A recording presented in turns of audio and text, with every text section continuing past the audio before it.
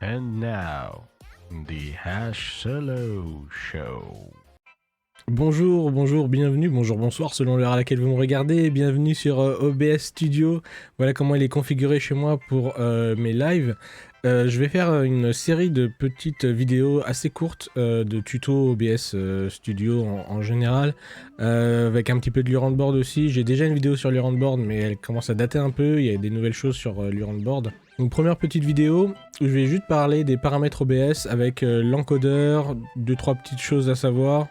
Je vais vous montrer quelles options moi j'ai activées et pourquoi et à quoi ça sert, etc. Sachant que pour l'encodeur, j'ai StreamFX aussi, qui est un plugin pour OBS et qui permet des petites modifications au niveau de l'encodeur, mais je vais parler par contre de l'encodeur de base, celui que tout le monde va avoir en installant OBS. Et je ferai d'autres vidéos bien sûr avec les plugins et dont je vous parlerai de StreamFX qui est un plugin assez puissant et qui permet de faire pas mal de trucs. Donc on va passer sur le OBS. Donc j'ai ouvert une deuxième occurrence OBS qui permet de vous montrer à quoi ça ressemble OBS sans l'effet miroir un petit peu bizarre qu'on peut voir certaines fois sur des vidéos. Et donc on va directement aller chercher les paramètres OBS. Alors la première fois que vous allez installer OBS, il va vous proposer si vous voulez le configurer automatiquement. Vous dites oui. Et il va trouver une configuration de base par rapport à votre PC et donc votre upload, votre connexion internet. Et ensuite on va aller modifier quelques petits paramètres. Donc général ici il n'y a rien à changer normalement, sauf si vous voulez modifier la langue. Personnellement je l'ai en anglais, comme ça me permet de travailler un petit peu mon anglais, mais évidemment je l'ai mis en français pour les besoins du tuto, histoire qu'on ait tous le même texte à l'écran. Thème, je crois que c'est par défaut c'est dark, moi je préfère aussi, de toute façon ça m'agresse un petit peu moins les yeux. Et puis tout le reste, normalement, vous n'avez rien à cocher ou décocher, à moins que vous vouliez vraiment quelque chose de spécifique. Auquel cas, je vous laisse regarder tout ça en détail de votre côté. On va passer à Streamflux. Donc le service, personnellement, j'utilise Twitch, mais vous pouvez personnaliser, vous pouvez évidemment YouTube, Facebook, Twitter, etc.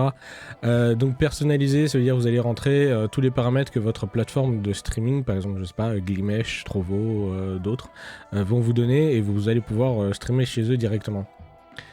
Quand vous êtes sur Twitch, il va vous demander le serveur auto-recommandé. Moi, c'est ce que j'utilise habituellement. Vous pouvez choisir spécifiquement un autre serveur si vous voulez. Si vous avez des problèmes de connexion, d'upload, de lag, bref, si vous avez des soucis avec votre connexion, éventuellement il y a des sites qui vous permettent de tester votre connexion sur les serveurs Twitch. Sur votre moteur de recherche, vous faites connexion serveur Twitch et vous allez tomber directement dessus. Et ça vous dira exactement quel serveur est le plus proche ou en tout cas a le meilleur ping pour vous. Et ensuite vous pourrez aller hop, le choisir ici dans le menu déroulant. Ensuite ici, vous n'aurez pas déconnecté le compte puisque vous n'êtes normalement pas encore connecté. Vous allez pouvoir avoir deux options, donc mettre la clé de stream que Twitch vous fournit. Donc il va falloir copier-coller la clé stream là-dedans. Ou vous pourrez connecter votre compte. Ce que je vous conseille de faire, pour deux raisons. La première, c'est que vous allez pouvoir activer le mode test bande passante. Vous pouvez le faire aussi avec la clé de stream, mais il faut rentrer un petit bout de texte après la clé de stream, et ça peut être un petit peu plus relou à faire. Là, vous avez juste à cocher, appliquer, ok. Et là, quand vous allez cliquer commencer le stream, ça va vous dire attention, vous êtes en mode test de bande passante. Est-ce que vous voulez continuer? Ça veut dire que vous allez être dans les mêmes conditions de stream, sauf que évidemment, vous ne serez pas live sur Twitch. Donc ça permet de faire des tests sans être obligé de passer sur le live Twitch. Donc vous dites oui. Donc ça vous permet de faire des tests de votre statistique par rapport à votre stream. Pour ça, vous allez dans afficher, statistiques, et voilà, vous avez tous les chiffres.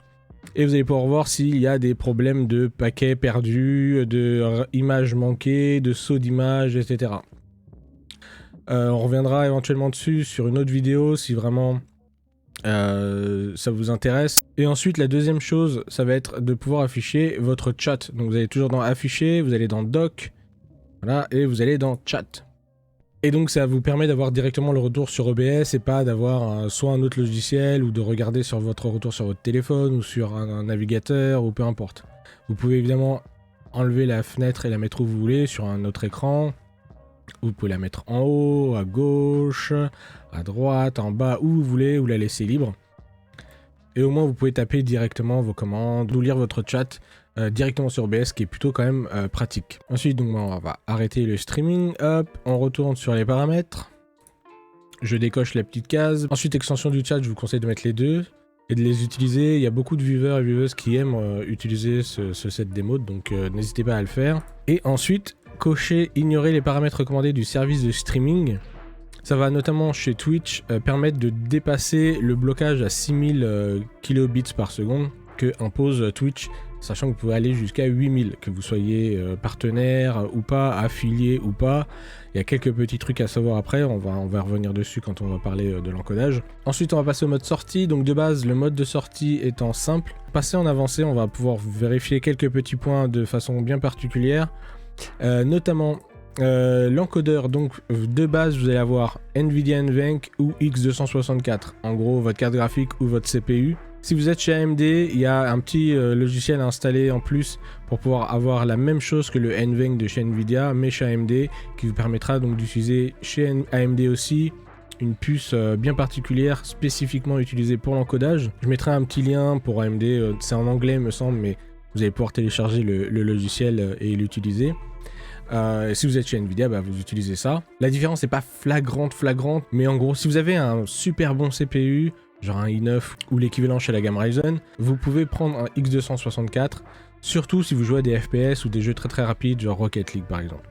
Il y aura, dans les mouvements très rapides, il y aura un petit peu moins de pixelisation sur les rebords des objets. Personnellement, j'utilise le NVIDIA NVENC, j'ai une 1660 Super. Et j'ai un Ryzen 5, donc je préfère utiliser l'encodeur de ma carte graphique qui me permet d'avoir une bonne qualité et de économiser quelques petites ressources. Ensuite, je change également la résolution pour mes streams. Je stream pas en 1080, je stream en 900p. Vous pouvez streamer en autre chose, en 720p, en 480, en ce que vous voulez, si vous avez besoin d'économiser des ressources, encore une fois. Si vous voulez vous aussi streamer en 900p, ce qui est un bon compromis entre économiser des ressources et une qualité relativement proche du 1080, ça ne sera pas dans la liste déroulante. Il va falloir le taper à la main. Ok, vous allez sélectionner, vous allez faire 1600, X, 900, et voilà, vous serez en 900p. Ensuite, contrôle du débit CBR, on ne change pas, et le débit. Donc comme je vous disais tout à l'heure, on a coché la petite case pour dépasser les 6000. Techniquement, vous pouvez monter jusqu'à 8000. Il y a juste, un peu comme le transcode, vous savez, c'est la possibilité de choisir la qualité quand vous visionnez un stream, si le streamer ou la streameuse a donc ce fameux encodage. Donc c'est un peu pareil, vous aurez 8000 si c'est disponible. Donc c'est pour ça que moi je mets 7500, et éventuellement, si vraiment je veux pinailler et monter jusqu'à 8000, pendant que je suis en stream, je vais vérifier la qualité de mon stream, et vérifier si je suis bien à 7500. Si je suis à 7500, ensuite, toujours en étant en live, je retourne dans les paramètres et je tape 8000 ici à la place de 7500. Vous pouvez changer le débit pendant que vous êtes en stream, donc n'hésitez pas à le faire si besoin. Ensuite, on va passer intervalle d'image clé, on va mettre 2. De base, c'est 0, donc automatique. Et je me souviens pas exactement à combien de secondes ça équivaut, mais je crois que c'est genre 4 ou 6, un truc comme ça. C'est quand même beaucoup parce que, et s'il se passe beaucoup de choses entre les deux, le stream risque de pixeliser, d'avoir des flous de mouvement, ce genre de choses. Donc on va mettre 2, ce qui veut dire 2 secondes. Ensuite en pré-réglage qualité, normalement pour a priori pratiquement tout le monde, à moins que vous ayez vraiment un souci d'encodage avec votre carte graphique qui n'est pas ultra performante. Si vous avez une 3070 ou une 20 et quelques, qualité maximale, vous pouvez monter tranquillement là-dessus. Profil, vous restez en high. Ici normalement c'est décoché, vous allez cocher prédiction. Et en fait, intervalle image clé, prédiction et nombre maximal de B-frame, ça va être relativement connecté. C'est-à-dire en cochant prédiction, l'encodeur va vérifier en fait ce qui se passe pendant qu'il est en train d'encoder. Il va envoyer une première image clé et ensuite il va regarder ce qui se passe et s'il y a beaucoup trop de changements en cours, il va pouvoir appliquer des B-frames, c'est-à-dire des images donc secondaires en gros, pour éviter qu'il y ait trop de pixelisation, trop de bugs à l'écran. Ça prend un petit peu de ressources, mais pas tant que ça, et ça permet donc d'avoir un stream un petit peu plus fluide. Ensuite, amélioration psychovisuelle, vous cochez. Normalement, c'est coché de base. Vous pouvez décocher si vous ne faites absolument aucun FPS ou aucun jeu qui nécessite des mouvements très rapides.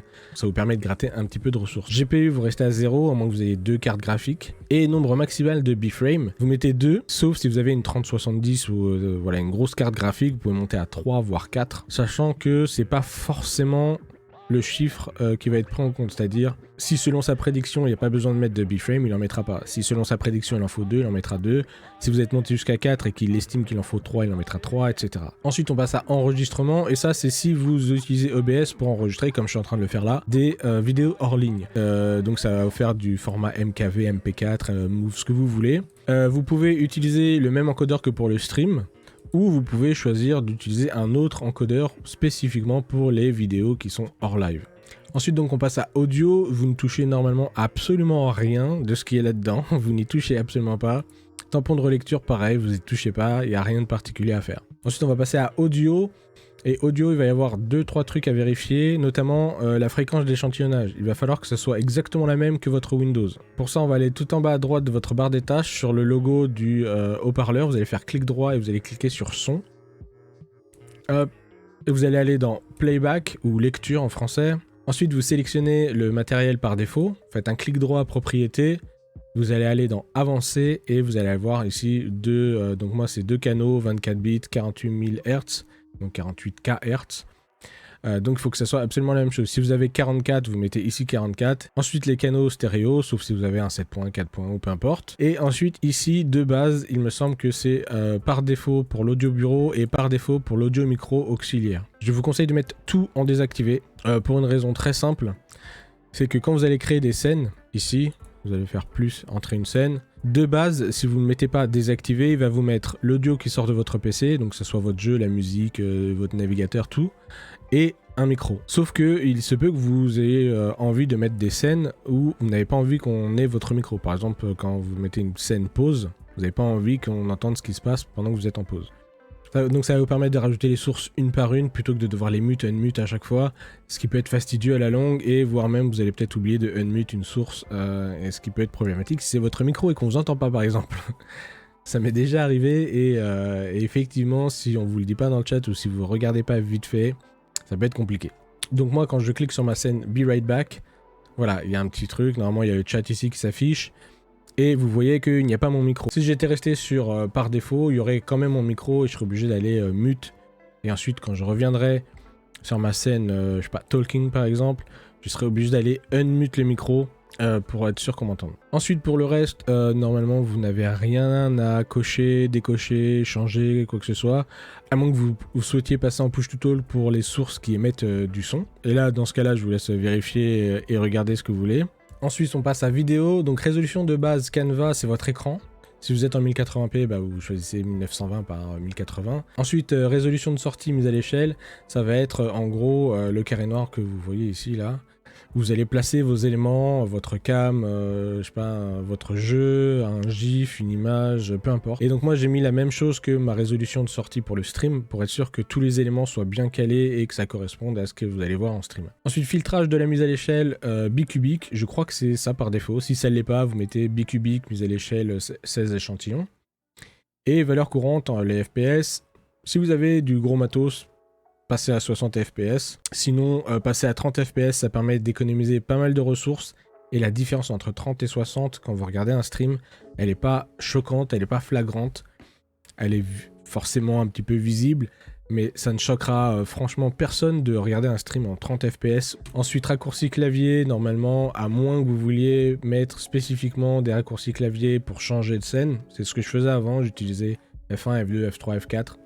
Pour changer mes scènes, c'est ici que vous allez pouvoir le faire. Vous allez retrouver chaque scène que vous allez créer et vous allez pouvoir ici mettre un raccourci clavier. Le problème c'est que si le jeu auquel vous jouez utilise les mêmes raccourcis clavier, quand vous allez appuyer sur ce bouton là, ça va changer de scène aussi.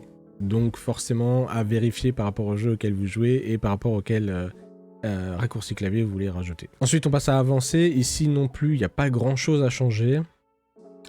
Priorité du processus, éventuellement vous pouvez passer à haute. Ça veut dire que quoi qu'il arrive sur votre PC avec Windows, s'il y a un petit souci de ressources, OBS aura toujours la priorité. Donc ça évitera qu'il crache, qu'il ralentisse, qu'il ne réponde pas pendant quelques minutes et qui pourrait créer éventuellement des petits problèmes avec votre stream. Ensuite le reste, le rendu, vous êtes normalement 11. Format de couleur NV12, UV 709, partiel, ça normalement c'est par défaut. Si ça l'est pas, reprenez ça. Enregistrement, ça c'est quand vous faites des vidéos hors ligne pour le OBS, comme on en a parlé tout à l'heure. Retard du stream, vous y touchez pas. Reconnexion automatique, normalement c'est déjà coché. Et tout le reste, normalement, il n'y a rien à faire non plus. Ensuite, tout simplement, on va donc rajouter des scènes, des sources pour que vous puissiez partir en stream directement. Donc sur la partie scène, vous allez cliquer sur le plus. Vous allez ensuite rajouter un nom de scène, on va appeler ça game par exemple, ou jeu, ou ce que vous voulez, peu importe. Hop. Ensuite, on va rajouter des sources. Donc il va falloir rajouter un micro si vous en avez un, une cam si vous en avez une, et ensuite évidemment le jeu que vous allez vouloir streamer. Donc on rajoute un microphone. Ici vous allez pouvoir mettre le nom que vous voulez. Moi il me propose déjà des choses que j'ai déjà créées sur les autres scènes. Et si vous avez déjà créé une source qui ressemble à celle que vous êtes en train de créer, vous allez pouvoir réutiliser la même. Ça vous permet d'économiser un petit peu de temps. Donc vous n'aurez pas ça évidemment, donc vous allez en créer une nouvelle, ça va être le micro. Donc périphérique, vous pouvez laisser par défaut, ce sera le périphérique que Windows utilise par défaut. Si vous avez un besoin spécifique, vous pouvez aller le chercher dans le menu déroulant, bien évidemment. Hop, ok. Si comme moi vous utilisez un micro en mono, parce que je suis en XLR sur une interface audio, et donc c'est forcément du mono pour moi, vous allez aller dans la petite roue crantée, propriété audio avancée, vous allez cocher mono ici, hop, on ferme, et comme ça vous allez avoir les deux petites barres vertes au lieu d'une seule. Ce qui veut dire que les personnes qui vous écoutent, qui vous regardent, auront le son qui arriveront dans les deux oreilles et pas que à gauche ou que à droite.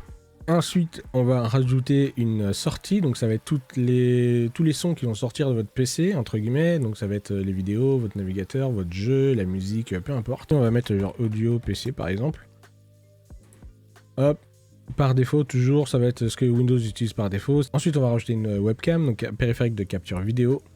Vous allez pouvoir appeler ça caméra, on va appeler ça caméra, tiens. Hop, ok, évidemment, moi elle ne s'affiche pas, puisque comme je suis en double occurrence OBS, la cam est déjà utilisée par mon autre OBS, le principal. Vous allez pouvoir configurer la vidéo ici selon votre besoin. Je vais afficher Snapcam, comme ça je vais avoir quelque chose à l'écran pour vous montrer. Ok, donc là normalement ce sera votre tête, hein, idéalement avec votre décor ou si vous êtes en fond vert, rien. Une petite astuce, donc si vous êtes sur les rebords ou sur le côté, sur les carrés, vous allez pouvoir évidemment redimensionner votre caméra, si vous voulez plus gros, plus petit, peu importe. Cependant, peut-être que vous voulez enlever juste ce qu'il y a sur les bords à gauche et à droite, parce qu'on voit un petit peu trop. Par exemple, c'est le cas pour ma webcam, elle a un champ de vision ultra large, et donc on voit beaucoup trop sur les côtés. Vous allez rester appuyé sur la touche Alt à gauche de votre barre espace sur votre clavier. Et vous allez redimensionner. Donc la barre passe en vert. Vous voyez, là ici c'est vert. Rognez la vidéo, votre webcam en l'occurrence. Donc on va dire que je veux juste le cercle. Hop, hop, hop. Et voilà. Et ensuite, vous pouvez, si vous voulez, agrandir, rapetissir, faire ce que vous voulez avec ça. Donc on va dire que cette webcam, moi je la veux ici. Ensuite, si vous streamez du jeu vidéo, évidemment, il va falloir rajouter une capture de jeu. Vous allez mettre le nom que vous voulez. Vous pouvez rester en capture de jeu, pourquoi pas. On va rester en capture de jeu. Ici, vous allez rester en mode capturer les applications en plein écran. Ça veut dire que dès que vous lancez un jeu et qui est en plein écran, ou n'importe quelle application qui utilise le mode plein écran, ce sera pris en compte par OBS. C'est beaucoup plus pratique. Ça vous évite d'avoir à choisir dans le menu, je veux cette fenêtre ou une autre fenêtre, etc. Capturer le curseur, normalement c'est déjà coché. Et la méthode de capture compatible anti-triche aussi, normalement c'est déjà coché. Vérifiez si ça l'est. Ensuite vous faites OK. Donc là évidemment il n'y a rien affiché puisque je n'ai aucune application en mode plein écran. J'ai lancé The Witcher, histoire que vous voyez à peu près voilà, à quoi ça ressemble. Et il va falloir faire attention à quelques petites choses, notamment ici au niveau des sources. La source qui est au-dessus sera celle qui sera affichée en premier plan. Ensuite en deuxième, troisième, quatrième plan. Bon. Donc ce que vous voulez faire c'est mettre la capture de jeu déjà sous la caméra pour qu'on puisse vous voir. Et si vous avez affiché autre chose, je sais pas, le nombre de follow, le nombre de subs, etc. Évidemment, il faudra se mettre encore en dessous. Vous pouvez, avec le petit œil, l'afficher ou le cacher. Et ensuite, vous avez les petits cadenas. Les petits cadenas, ça vous permet... Donc là, par exemple, je peux déplacer ça ou je peux déplacer mon jeu. Et donc, si je clique sur le cadenas de la capture de jeu, je ne pourrai plus le déplacer. Au moins, comme ça, si je veux sélectionner quelque chose et éviter d'avoir à sélectionner plusieurs éléments en même temps, je fais le petit cadenas. Et au moins, ça évite de faire des petites boulettes. Hop, je vais le remettre là. On va mettre le petit cadenas au cas où. Et donc là, techniquement, vous pouvez passer en live, en fait. Lancez votre stream, vous avez votre micro, on entend ce que vous faites, avec votre jeu ou avec n'importe quelle application. Il y a votre webcam. C'est parti. Vous pouvez ajouter évidemment des scènes si vous avez besoin de rajouter des scènes. Si vous voulez une scène pour être en pause, si vous voulez une scène pour, je sais pas, pour le début avec une petite musique d'attente. Je ferai une autre vidéo très rapidement avec tout ce qui est overlay, etc. Une dernière chose que moi je fais par rapport à mon micro et à l'audio PC. c'est quand je parle, je veux que le son qui sort de mon PC descende un petit peu pour être sûr qu'on m'entende correctement, quand bien même le son du jeu est relativement fort. Ce que vous allez pouvoir faire, c'est aller dans Audio PC, ou peu importe le nom de la source que vous lui avez donné, évidemment. Donc petit trou cranté, filtre. Et ici, par défaut, vous avez normalement compresseur. Vous allez rajouter compresseur. Et ensuite, ça va être à vous par rapport à votre volume de voix, par rapport à comment vous allez parler, etc. Au volume du jeu que vous utilisez ou de l'application que vous utilisez. Évidemment, pour la source, ce sera votre micro. Donc là, vous allez chercher le nom que vous avez donné à la source de votre microphone. Donc en l'occurrence, là, c'est micro. Vous allez pouvoir changer le ratio, le seuil, l'attaque. Normalement, l'attaque, ça devrait être relativement rapide parce que vous voulez que ça se déclenche tout de suite quand vous êtes en train de parler. Le relâchement, vous pouvez le mettre un petit peu plus tard parce que vous voulez que le son remonte lentement, progressivement, et pas qu'il revienne d'un coup, et ça va faire une espèce de hachurage qui sera pas très agréable à l'oreille. Et vous allez pouvoir changer donc tout ça. Donc ça, c'est vraiment plutôt cool à ajouter, et je vous le conseille donc très grandement. Donc voilà, tout ce qu'il me reste à faire, c'est vous remercier d'avoir regardé cette petite vidéo. Si elle vous a plu, évidemment, hein, comme d'habitude, les petits pouces en l'air, les petits abonnements à la chaîne. Si vous avez des questions, surtout n'hésitez pas dans les commentaires, j'essaierai de vous répondre du mieux de mes capacités. Donc voilà, prochaine vidéo, je vous parlerai des overlays, ce que moi j'utilise, ce que vous pouvez utiliser, ce qui est disponible ou pas, etc. D'ici là, donc portez-vous bien, prenez soin de vous, prenez soin des autres, faites attention à vous, hydratez-vous s'il fait chaud, c'est super important, buvez de l'eau, et on se retrouve donc très très rapidement. D'ici là, des bisous, et bye bye.